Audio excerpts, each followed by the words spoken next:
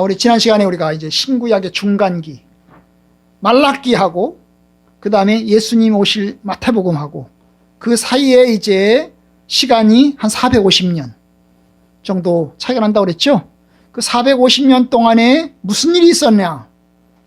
바벨론 포로로 잡혀간 사람들이 일부는 유대로 돌아왔고 일부는 바벨론 제국에서 그냥 남아서 살게 되었는데 페르시아 제국에서 이르도록 또 계속해서 살게 되었어요. 자, 페르시아 제국이 바뀌면서 이제 이스라엘 유대인들이 다시 돌아오게 됩니다. 바벨론 제국에서는 이 이스라엘 사람들을 굉장히 폭압 정치, 엄청나게 폭력적으로 죽이고 또 착취하고 빼앗고 잡아가는 그런 정치였어요. 근데 페르시아 제국이 등장하면서 페르시아 제국은 어땠어요? 유대인들을 폭압적으로 찍어 누르고 그 다음에 죽이고 잡아가고 이런 게 아니고 어느 정도 풀어주는 거예요. 유화정책이라고 그러죠. 유화정책. 그 풀어주는 거예요. 그래서 페르시아 제국에서 페르시아 시대에 유대인들이 이스라엘 땅으로 돌아와요. 다 돌아오진 않아요. 많은 사람들이 페르시아 제국에서 그냥 남아서 그냥 살아요. 그냥 살아요. 어느 정도 차별도 받고 그렇지만 그냥 살아요. 자, 그러다가 페르시아 제국이 멸망해요. 알렉산더에서, 그리스의 알렉산더에 의해서 페르시아 제국이 멸망해요. 그리고 이제 이 그리스 제국은, 알렉산더의 그리스 제국은 어때요? 이스라엘을 다시 엄청나게 괴롭히기 시작해요.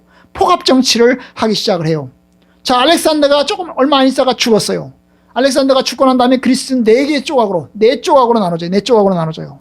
크게 이제 뭡니까? 이스라엘을 중심으로 해서 남쪽에 이집트를 다스리는 왕조가 생기고, 이게 프톨레미 왕조고요. 그 다음에 이스라엘의 북쪽 시리아 쪽을 다스리는 왕조가 생겨요. 이게 이제 하여튼 왕조가 생겨요. 그래서 이 두 왕조가 생기는데, 어쨌든 이 두 왕조 전부 다 이스라엘 백성들을 엄청나게 폭압적으로 괴롭혀요.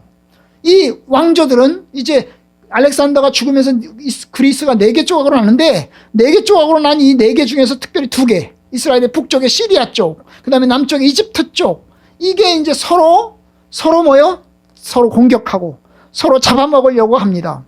그 과정에서 여러분, 이 이스라엘 팔레스타인이 엄청나게 시달리고 괴로움을 당합니다. 괴로움을 당해요. 그래서 이제 이게 셀레쿠스죠. 이집트 쪽은 이제 시리아 쪽은 셀레쿠스인데 남쪽은 이제 프톨레미고, 처음엔 남쪽의 프톨레미 쪽에서 이스라엘을 잡았어요. 그리고 엄청나게 괴롭혔죠. 그러다가 이제 셀레쿠스가 BC 198년에 이제 지배를 하기 시작합니다. 이 팔레스타인 쪽을 지배하기 시작을 해요. 그러면서 이제 이스라엘 백성들이 엄청나게 큰 고난과 시련을 당하게 됩니다. 이스라엘 백성들에게 이제 찍어 누르는 거죠. 그래서 할례도 하지 마라. 안식일도 지키지 마라. 그 다음에 성전에 가서 제사 드리는 것도 하지 마라. 그 다음에 이방신의 우상을 예루살렘 성전에 하나님 예배 드리는 곳에 딱 갖다 놓고, 그 다음에 돼지, 이스라엘 백성들은 원래 돼지를 안 먹고 돼지 제사도 안 하거든요. 그런데 돼지를 갖다 놓고 이스라엘 성전에서 돼지 피로 그냥 제사를 지내는 거예요. 그래서 이제 유대인들이 가만히 있지 못하고 이제 반발이 들어가지고 데모를 시작하고 항의를 시작하고, 그러면서 이제 뭡니까? 항전을 시작을 하게 됩니다. 왜냐하면 이 데모를 하는 사람들을 찍어 누르기 시작하니까 어때요? 유대인들이 더 화가 나겠죠. 그래가지고 이제 몇 사람이 항의를 합니다. 제사장 중심으로 항의를 시작하고, 제사장 가문 중심으로 해서 마타니우스 가문에서 이제 항의를 시작을 합니다. 그래서 이스라엘 백성들이 막 따라 붙어요. 그래서 어떻게 합니까? 결국에는 이 시리아 쪽에 이 그리스 제국의 왕조와 뭡니까? 이 유대인들이 서로 싸움이 붙어요. 그래서 독립전쟁을 펼칩니다. 독립전쟁을 펼쳐요. 몇 년 동안요? 거의 30년 동안 독립전쟁을 해가지고 어때요? 유대인들이 이겨요. 유대인들이 이겨요. 그래서 이제 유대인들이 마카비 왕조라 해가지고 이제 유대인에 의해서 유대인들이 독립기관을 가져요. 자, 그런 동안에 이제 마카비 왕조가 똑바로 잘했으면 좋은데 처음엔 아주 잘했거든요. 그런데 나중에 가면서 이 마카비 왕조가 타락하기 시작을 합니다. 타락하기 시작을 해요. 뭐 어떤 권력이든지 똑바로 끝까지 일관해서 가면 좋은데 이 중간에 왜곡되거든요. 그래서 타락하기 시작해가지고 어떻게 합니까? 유대인들이 이제 타락하기 시작하니까 유대인들이 마카비 왕조에게 등을 돌리는 사람들이 있는 거죠. 처음에는 독립운동에 같이 힘썼다가 이제 우리는 더 이상 마카비 왕조 우리하고 안 하겠다, 이런 사람들이 생겨나기 시작을 합니다. 그래서 이제 로마 제국이 발생하기 시작, 로마 제국이 확대하면서 로마 제국이 BC 63년에 어떻게 해요? 이번에는 이제 쳐들어와요. 로마 제국이 결국 그리스를 무너뜨렸잖아요. 로마 제국이 그리스를 무너뜨리고 결국엔 팔레스타인, 이스라엘까지 쳐들어옵니다. 그래서 어떻게 합니까? 이스라엘을 다시 장악을 해요. 다시 장악을 합니다. 그래서 다시 이제 이스라엘이 어때요? 100년간의 자유를 잃어버리고 다시금 이제 뭡니까? 로마 제국으로 이제 편입되어서 들어갑니다. 이게 이제 예수님 태어날 때도 이스라엘이 로마 제국이었던 것이 바로 그러한 이유였던 거지요. 이스라엘의 유대인들 중에는 로마 편인 사람들도 있었어요. 그래서 오늘 이제 우리가 보고자 하는 건 뭐냐면 이 유대교 안에 몇 개의 분파가 있어요. 몇 개의 분파가 있어요. 예수님 태어날 당시에 유대교 안에 몇 개의 분파가 있었는데 이 몇 개의 분파가 왜 생겨나게 됐는지를 간단하게 좀 이야기를 하면서 한번 생각해 보려고 합니다. 첫 번째가 사두개파예요. 오늘 사도행전 23장에 보면 사두개파가 나와요. 사두개가 나오죠. 사두개가 나오고 뭐가 나와요? 바리새가 나오죠. 그죠? 6절에 보니까 그 중에 일부는 사두개인이요, 그 중에 일부는 바리새인이더라. 그죠? 그래서 사두개인이 나오고 바리새인이 나와요. 저 사두개파는 뭐냐면 유대 사회를 지배하는 지지층이에요. 이 사람들은 누구 편이냐? 로마 제국 편이에요. 로마 제국이 이스라엘 백성들을 괴롭히기 시작했잖아요. 그런데 이스라엘 백성들을 괴롭히는 과정에서 이스라엘 편이에요. 이스라엘 편. 로마 편이에요. 그러면서 로마 편이면서 어때요? 뭡니까? 예루살렘 성전을 관장을 해요. 왜냐하면 로마 제국에 잘 보여야 뭡니까? 권력도 가질 수 있고, 로마 제국에 잘 협조를 해야 어때요? 예루살렘 성전도 주도권을 가지고 이끌어갈 수가 있는 거예요. 그래서 이 사람들은 주로 제사장들과 산헤드린 공회가 우리나라 지금 국회입니다. 국회의원 되는 사람들이에요. 그래서 대부분의 국회의원들이 산헤드린 공회인데, 산헤드린 공회의 대부분이 다 어디 사람들이다? 이 사두개파 사람들이다. 물론 바리새파 사람들도 있어요. 그러나 사두개파 사람들이 대부분이었다. 사두개파라는 게 무슨 뜻이냐? 사두개. 이게 사독이라는 뜻이에요. 사독이 누굴까요? 다윗 시대의 제사장이죠. 그래서 다윗 시대의 제사장인데 이 사독계열의 사람들이다, 그 말이에요. 이 제사장 사람들이죠. 사독 제사장의 후손들인 거예요. 그래서 이 사람들이 이제 뭡니까? 성전 재산을 주로 관장합니다. 이 사람들은 부자들이고 그리고 귀족들로 구성되어 있습니다. 매우 현실적인 사람들이죠. 거기다가 로마 제국에 타협하는 그런 사람들입니다. 힘도 있고요, 권력도 있는 사람들입니다. 이들은 뭡니까? 이스라엘의 성경 중에서 오직 모세오경만 인정합니다. 창세기, 출애굽기, 레위기, 민수기, 신명기서 이 5개의 성경만 인정을 합니다. 다른 건 인정 안 해요. 예언서 이런 거 인정 안 해요. 그 다음에 뭡니까? 천사도 인정 안 해요. 그 다음에 구전도 인정 안 해요. 오직 율법만 인정을 합니다. 죽은 자가 다시 살아난다, 그게 율법이 어디 있냐? 그러면서 믿지도 않아요. 그런 것도 믿지 않아요. 그래서 그들은 이제 굉장히 현실적인 사람들, 율법의 말씀만 믿고 그 다음에 로마 제국을 좀 타협하면서 율법의 말씀대로 어느 정도 지키려고 하는 사람들, 이 사람들이 사두개파예요. 자, 반대로 이제 오늘 말씀에 보면 이제 바리새인이 나오죠. 바리새인이 나오죠. 이 바리새파는 구별된 사람들. 이 사람들은 이제 마카비 혁명 당시에 뭐예요? 마카비 쪽에 섰던 사람들이에요. 마카비석에 섰던 사람들이죠. 혁명에 가담을 했어요. 그래서 하나님의 율법을 지키고자 했어요. 왜냐하면 예루살렘 성전이 쑥대밭이 되고 예루살렘 성전이 우상의 피로 물들어가는 것을 바라볼 수 없어서 마카비가 혁명을 일으켰을 때 같이 따라가지고 뭡니까?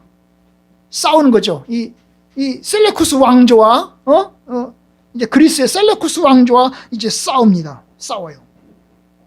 그런데 이제 이 마카비 왕조가 타락했다고 그랬잖아요. 마카비 왕조가 끝까지 잘했으면 좋은데 중간에 타락했다고 했잖아요. 그 마카비 왕조의 하스몬가의 공주가 이제 헤롯 대왕하고 결혼해요. 원래 이 헤롯 대왕은 이스라엘 사람이 아니에요. 순 이스라엘 사람이 아니고 원래는 어디예요? 어디 사람이죠? 저 이두메 사람들이죠. 이두메.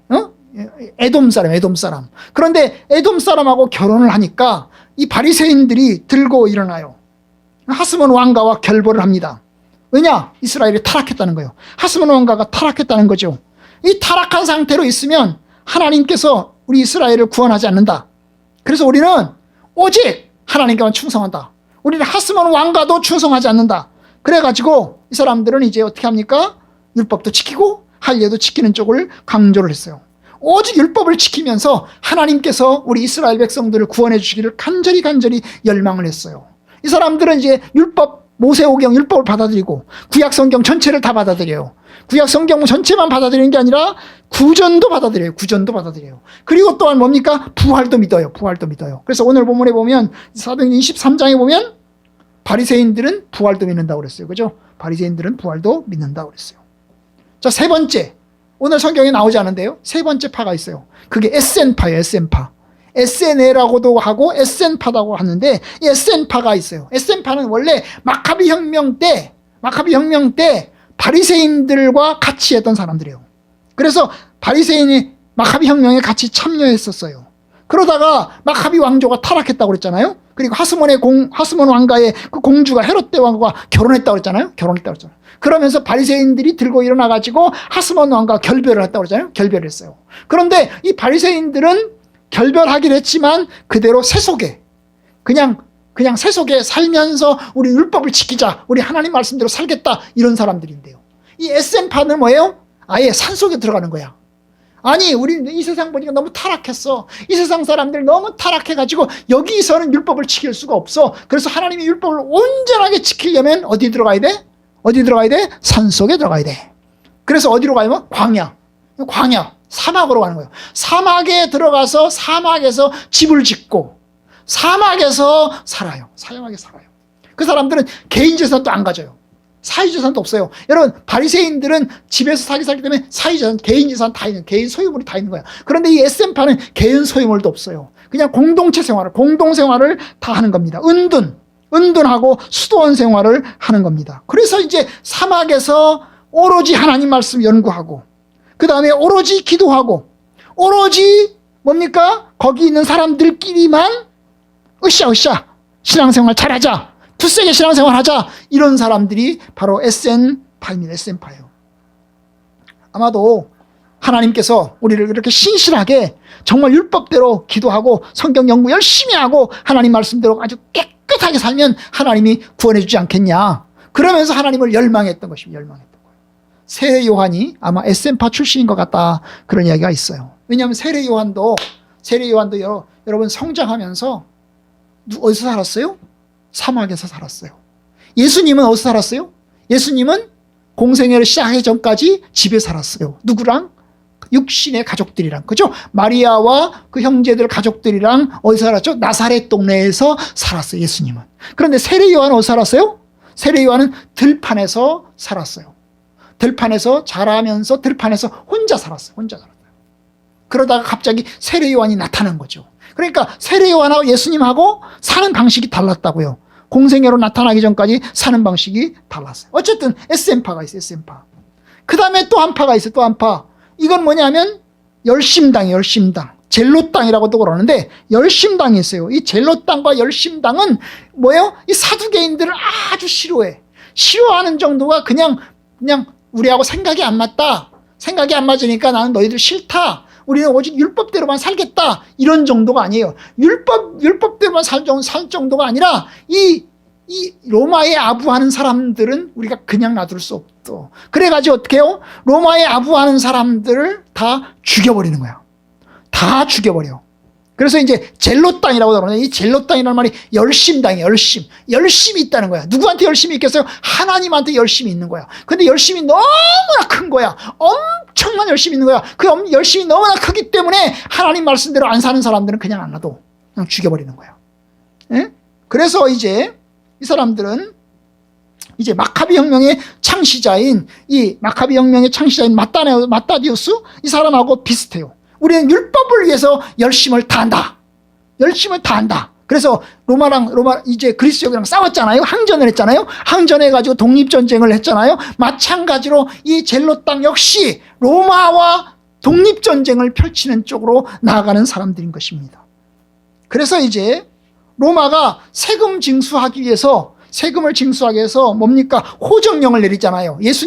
아기 예수님이 태어날 때가 바로 이 가이사 아구스도가 호정령을 내려가지고 결국 나사렛에서 살다가 이제 베들레헴으로 왔다가 베들레헴에서 이렇게 태어나잖아요. 그런데 바로 그런 것처럼 여러분 이 호정령이 내리자 세금을 걷게서 호정령이 내리자 그걸 반대하는 운동도 했어요. 반 로마 독립운동을 펼쳤어요. 주동자는 유다 갈릴리였습니다. 그래서 로마 황제에게 세금 바치는 것은 우상숭배다 그랬어요. 우상숭배다.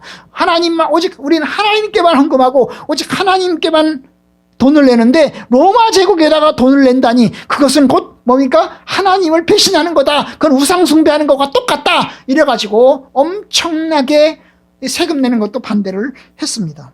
그리고 이제 혁명단을 만들었어요. 혁명단을 만들어서 뭐예요? 로마 통치를 반대하면서 봉기에 나섭니다.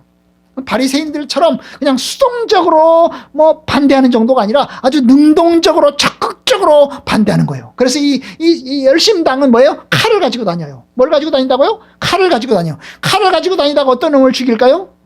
로마 편인 사람들. 로마의 앞잡이들은 죽이는 거예요. 응? 그래서 걸말로 그래? 식칼 들고 다니면서 찔러 죽여버리는 거예요. 얼마나 강력한 항쟁을 했는지 몰라요. 여러분, AD 70년에 유대인들 이스라엘에 로마군이 쳐들어왔어요. 로마군이 쳐들어와서 몇 년 동안 포위하고 이스라엘 백성들을 완전히 멸망시켰잖아요. 그런데 맨 마지막에 유대인들이 끝까지 항전했던 사람들이 있어요. 1000명 정도, 1000명. 몇 명? 1000명 정도가 어디서? 마사다라고 하는 곳에서. 마사다에서 1000명 정도가 끝까지 항전합니다. 마사다가 어떤 곳이냐면 남한산성 같은 곳이야. 오늘 식으로 말하면 남산 같은 곳이야. 이 남한산성 같은 사막에 있는 남한산성은 서울 안에 있잖아요. 근데 이제 산이 완전히 사막이죠. 사막에 산이 있고 그 산 위에 이제 넓은 운동장이 있는 거예요. 그 넓은 운동장에서 거기서 사는 거예요. 그래서 끝까지 싸워요. 로마군이 쳐들어가지고 이 마사다에 와 있는 이 유대인들을 다 잡아가려고 했는데 한 사람도 안 잡혔어요. 어땠을까요? 다 집단으로 자살을 했어요. 우리는 로마에 의해서 잡혀서 죽임을 당하고 수치를 당하느니 차라리 우리가 죽는다. 그래가지고 가족들이 뭐예요? 1000명, 그게 1000명이에요. 1000명인데 뭐예요? 가족의 아버지가 자식들을 다 죽이고 가족들을 다 죽이고 그 다음에 자기를 죽는 거예요. 응? 그래가지고는 끝까지 항전했던 사람들, 바로 이게 이제 최후까지 로마에 항전했던 사람들이 바로 이 열심당 젤로 땅 사람들인 것입니다. 아마 예수님의 제자였던 베드로하고 그 다음에 가룟 유다가 아마 젤로 땅 열심당일 가능성이 커요. 자, 오늘 몇 개 봤어요? 사두개파, 바리새파, 에센파, 그 다음에 젤로 땅 봤어요. 젤로 땅. 이제 마지막 유대인의 분파는 아닌데, 유대인의 분파와는 상관이 좀 다른데 신약 성경에 나오는 또 하나의 분파가 하나 나와요. 그게 뭘까요? 헤롯 땅. 무슨 당? 헤롯 땅. 헤롯 땅은 뭘까? 헤롯을 추종하는 사람들. 완전 태극기 부대랑 똑같은 거야. 헤롯을 추종하는 사람들. 근데 헤롯은 원래 이스라엘 사람이 아니잖아요. 헤롯은 원래 하나님의 백성이 아니잖아요. 그죠? 하나님 백성이 아니에요. 완전 로마의 아부하고, 그래서 로마의 이제 왕권을 받아가지고 통치를 했잖아요. 통치를 했어요. 그런데 헤롯을 추종하는 사람들, 저 갈릴리의 헤롯을 추종하는 사람들이 헤롯 땅인 거예요. 이 사람들의 입장에서 볼 때는 로마에 반대하는 사람들은 전부 다 죽여버려야 될 놈들이야. 예루살렘, 이스라엘에 반대하는 사람들, 저 로마에 반대하는 세력들은 전부 다 원수들인 겁니다. 누가 원수죠? 그 사람들이 보기에는 바리새파가 원수죠. 에센파가 원수죠. 그 다음에 철천지 원수는 누굴까요? 바로 열심당, 젤로 땅이 원수겠죠. 그죠? 원수겠죠.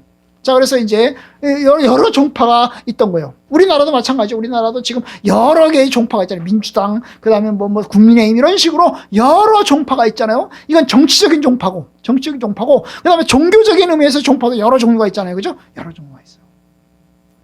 자, 뭐 국가에 좀 잘 보여서 자, 사바사바 하는 그런 파가 있고, 그 다음에 국가에 반대하는, 국가와 정부에 반대하는 그런 파가 있고, 어쨌든 이런 파가, 저런 파가 있는 거랑 똑같이, 이 유대인들의, 유대교 안에 퍼져 있는 여러 분파가 있어요. 그들은 나름대로 하나님을 위한다고, 사두개파도, 바리새파도, SN파도, 그 다음에 열심당도 전부 다 우리는 하나님을 위한다. 우리는 하나님께 헌신한다. 우리는 하나님을 신실하게 섬긴다. 그런 열심으로 자기 나름대로 이제 활동하고 움직였던 것입니다. 그 결과 하나님의 평가는 누가 오를까요? 누가 오를까요? 그건 하늘나라에 가봐야 알겠죠. 그죠? 하늘나라에 가봐야죠. 그런데 여러분, 오늘 말씀 보면 사도 바울은 어느 파와 가까워요? 사도 바울은 어느 파? 바리새파와 가까워요. 자, 바리새파가요. 자, 사두개파도 있고, 바리새파도 있고, SN파도 있고, 열심당도 있어요. 여러분, 열심당은 칼을 가지고 다니면서, 총을 가지고 다니면서 아주 극렬하게 아주, 완전히 그냥 완전히, 아주 싸움하는 그런 집단이죠. 그런 집단입니다.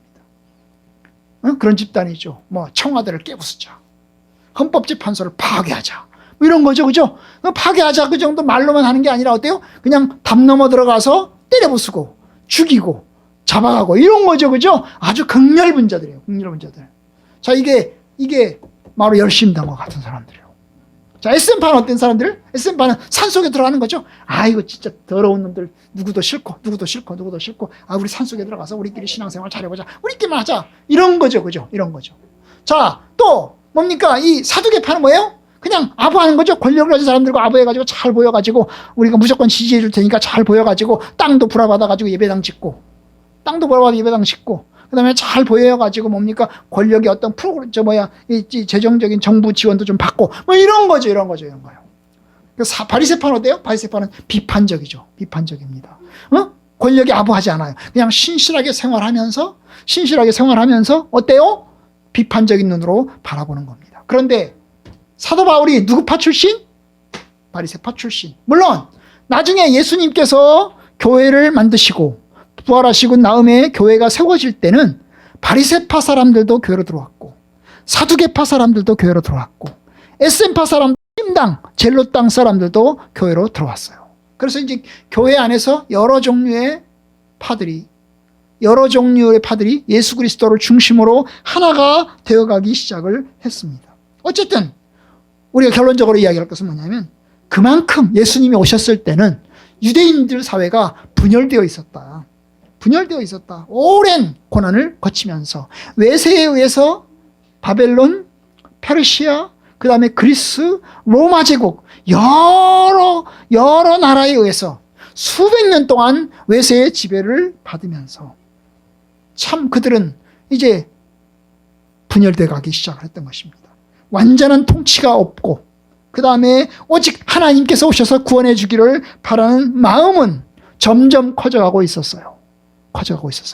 그러나 또 나름대로 이렇게 저렇게 신앙생활을 하고자 했습니다. 자, 무엇이 옳을까? 아까 다시 말씀드리지만 누가 옳은지는 하나님만 아시죠. 하나님만 아세요. 주변 문화에서 물러나서 산속에 들어가서 신앙생활을 하든지, 아니면 이 세상 속에서 성결하게 살고자 몸부림치든지, 아니면 세상의 세속적인 사람들, 가치에 있는 사람들까지 완전히 사거리로 물리적으로, 그냥 정신적으로 아니라 물리적으로 공격하고 그 다음에 테러하고 이렇게 하면서 신앙생활을 하든지 간에, 여러분 어느 게 옳을까? 우리는 잘 몰라요. 그러나 예수님 오실 때는 이만큼 유대인 사회가 엄청나게 분열과 소용돌이 속에 있었다. 그 상황 속에서 주님께서 오셨다는 겁니다. 주님께서 오셨다는 거죠. 우리가 그래도 비슷한 쪽은 어느 쪽이다? 바리새파 쪽이다. 응? 우리와 그래도 비슷한 쪽은 바리새파 쪽이다. 이 정도로, 응? 확실하진 않지만 비슷한 쪽은 바리새파 쪽이다. 그래서 이제 바리새파였던 이 사도 바울이 예수를 믿게 되었고, 그리고 사도 바울이 복음 전도를 하면서 이제 뭡니까? 재판을 받으면서, 오늘 말씀은 이제 재판을 받으면서 바리새인과 사두개인들 사이에서 누구의 입장을 얘기해요? 바리새파 사람들의 입장을 얘기합니다. 6절, 여러분 형제들아, 나는 바리새인이요 또 바리새인의 아들이라. 죽은 자의 소망 곧 부활로 말미암아 내가 신문을 받노라. 그래서 이제 자기가 죽은 자의 소망, 부활을 내가 믿는다. 부활을 내가 믿는다.